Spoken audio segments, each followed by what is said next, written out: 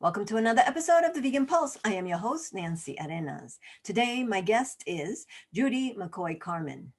She is the author of Homo Ahimsa, Who We Really Are and How We Are Going to Save the World, Peace to All Beings, Veggie Soup for the Chicken Soul, recipient of the Henry Spira Grassroots Animal Activist Award, and founder of the Animal Peace Prayer Flag Project.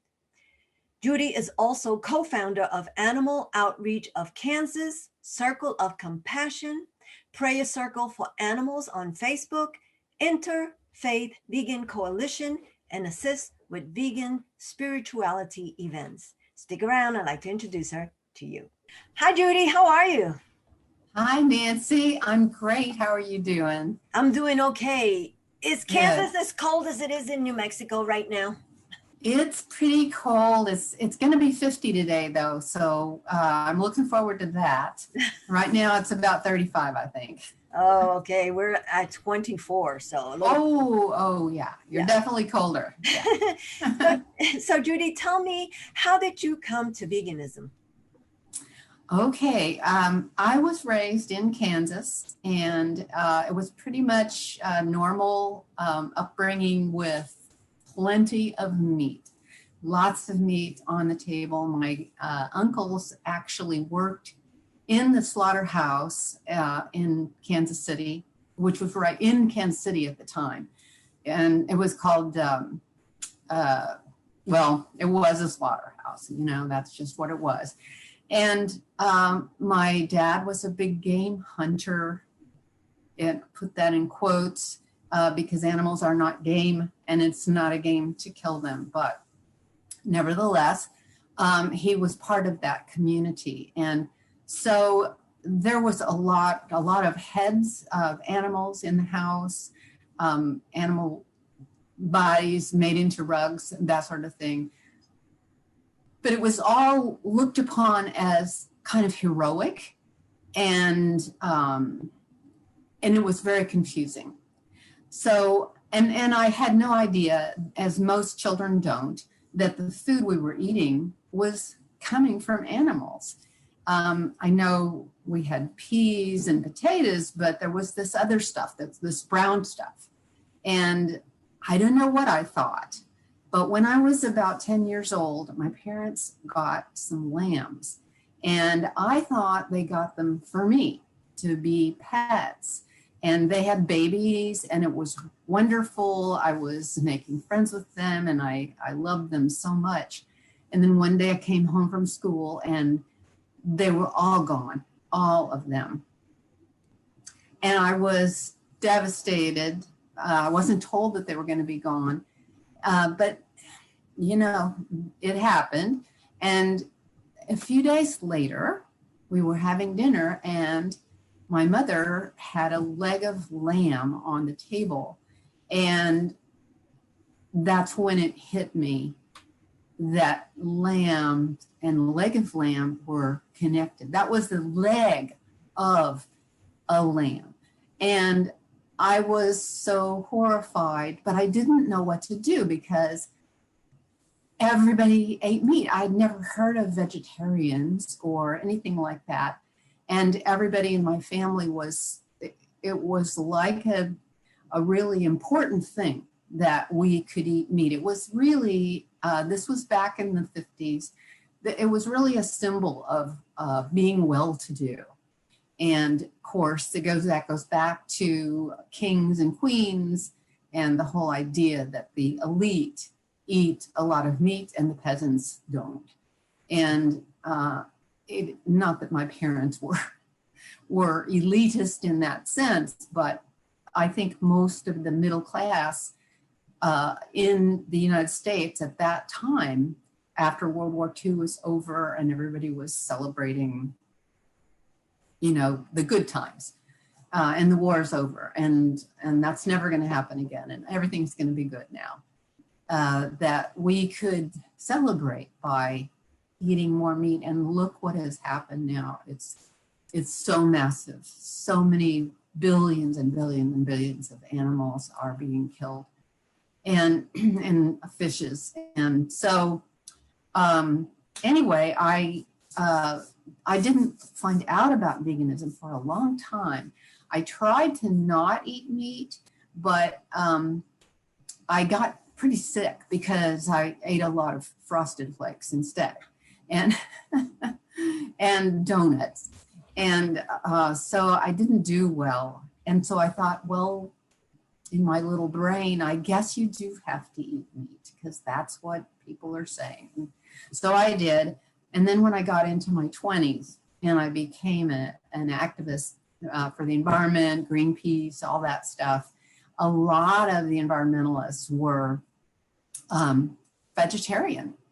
And I started to learn about it, finding out it was a thing. It was a real thing. You didn't have to eat meat. You could live a healthy life. And so I started learning how to do that.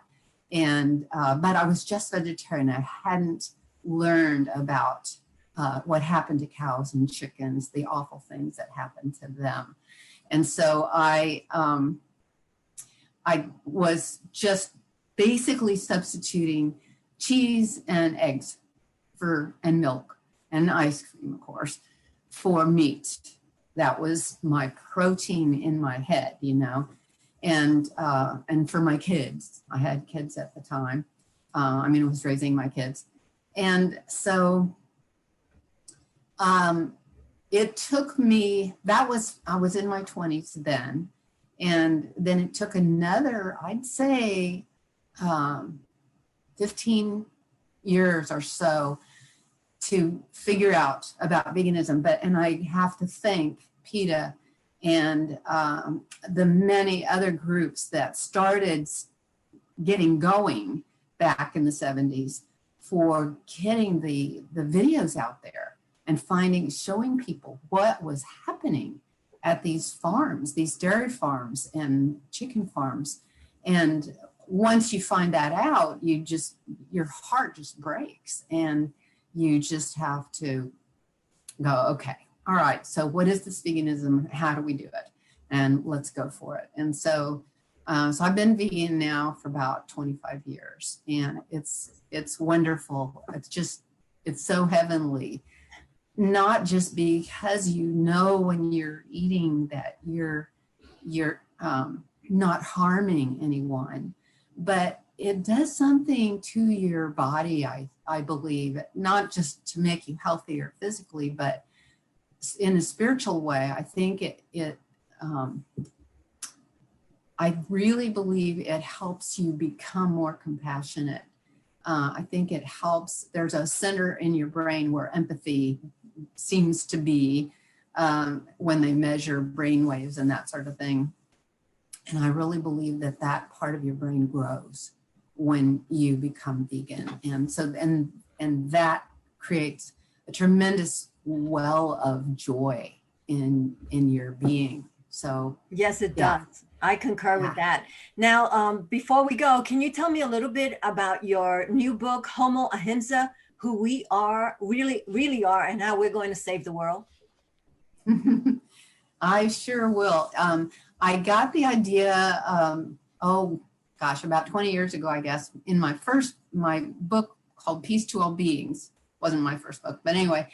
And the idea was Homo sapiens has made a terrible mess in this world. It has lived by the idea that we can dominate whoever we want to, that all the others, all the animals have no feelings, no souls. We're the only ones that matter. We can do what we want to them. And that has not worked. We have made such a mess of this world now that we're in danger of our own survival. And so I thought, maybe a good way to look at this is deep inside of us, we all have the capacity for compassion, for universal love. We don't have to live with the idea that we are going to dominate everything in our path. That our true nature is love. And so I came up with the idea of calling us, our true selves, Homo Ahimsa. We're not Homo sapiens, we're Homo Ahimsa, but it's going to take some work for us to reveal that within ourselves, to ourselves and to the animals and to everyone else. And so that's the basic idea of the book. And my goal is to help people awaken to the beauty of who we are, that we're all connected to all of life, and we have an innate reverence for life, an innate desire to be kind and loving to all life. And so and to be fully expressing that is going to bring us joy. It's going to bring the animals freedom, and it's actually possibly the key to turning around what Homo sapiens has done to this world. We can't fight Homo sapiens and, cause some kind of a war thing here. What we've got to do is create a whole new way of living without domination, in partnership with all of life. So that's why I wrote the book, and I'd love for everyone to read it and share it. That is awesome. So thanks for bringing that up. Oh, that is awesome. And we have to change the stories. We have to change the narrative. We have to get your book, read it, and follow it. Thanks, Nancy. Yes. I mean, even if you don't get the book, I hope you get the idea to be kind to everyone, to live in partnership with everyone, all animals, all beings, all trees, all of nature. And then we can create the beautiful world. I think that all of us know we can do that in our hearts. So I just thank you, everybody, for listening in on this. And thank you, Nancy, for bringing this to everybody so that we can share these ideas and have hope for the future. Thank you so much, Judy, for being on the show. I surely appreciate you, and we'll talk to you again. Okay, great, Bye-bye. Nancy. Thanks. Have a great day. Bye-bye. Thank you for joining us on another episode of The Vegan Pulse. I am your host, Nancy Arenas. Follow us on Facebook, like us, check out our blog, subscribe to our YouTube channel, and remember, if you have a pulse, you have a purpose. Live vegan.